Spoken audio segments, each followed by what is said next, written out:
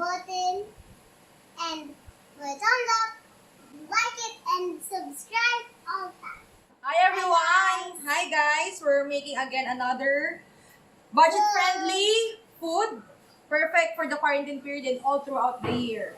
We're making tuna pasta. Yeah, this is very simple. You only need 6 basic ingredients. 1/4 cup butter, 5 to 6 cloves of garlic depending on the size, 3 tablespoon oyster sauce, calamansi juice, 1 tablespoon. Usually I put more. Spring onion, pwedeng leeks. Right now I'm using leeks. And 2 cans of tuna. Para generous lang yung laman. Pero you can use less if you like, or you can use more. And of course, salt and pepper. The bread I made earlier is focaccia, rosemary focaccia bread. Aya loves it. Lalagyan ko lang ng konting oil. Ay, your hair, anak. Mga 2 tablespoons bago ko ilagay yung aking butter. Then, the butter. Guys, yes. If you want to put more butter, you can put more. You can also use lemon if you like. Kung may lemon kayo, then I'll put the garlic. Then I put the garlic. This time, yung garlic, tutustahin natin siya ng konti. Kasi gusto natin yung lasa ng tostadong bawang sa dish. Actually, it tastes so good. And you guys, Yan, medyo brown na siya. press the like button and press and also I will subscribe all the time. Tuna. I will subscribe again all the time. Okay, guys? I like the video.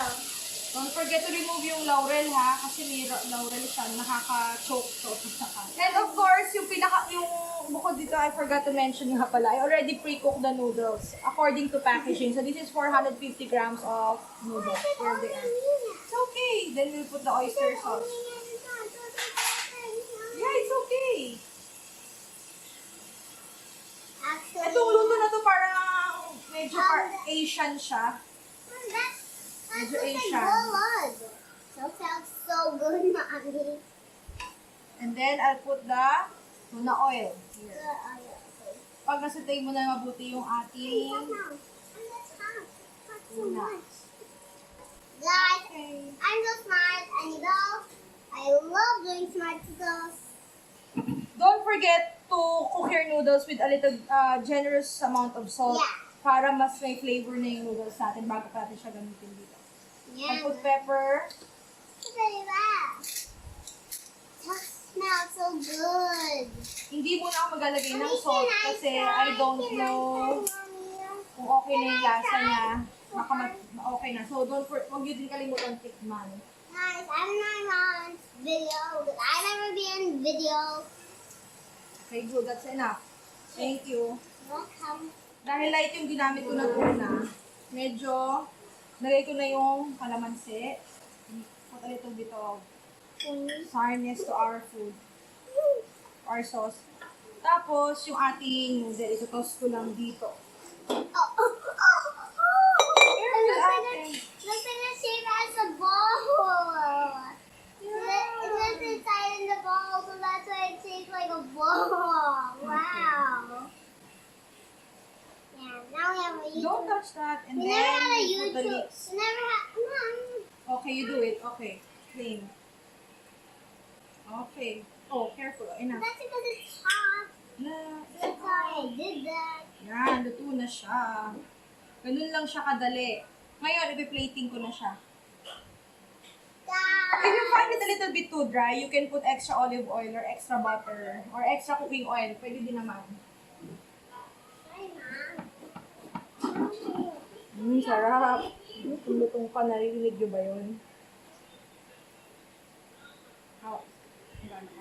Tastes so good now.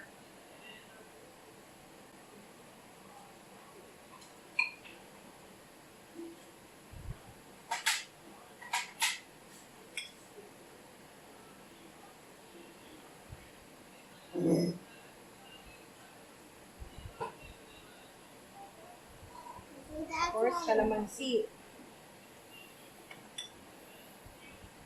Again, on Facebook, please don't forget to like and follow. like and share this video, and please don't forget to make a comment below. Down below. For our YouTube channel, please don't forget to subscribe and click the Like button. bell icon. Like, comment, and share this video.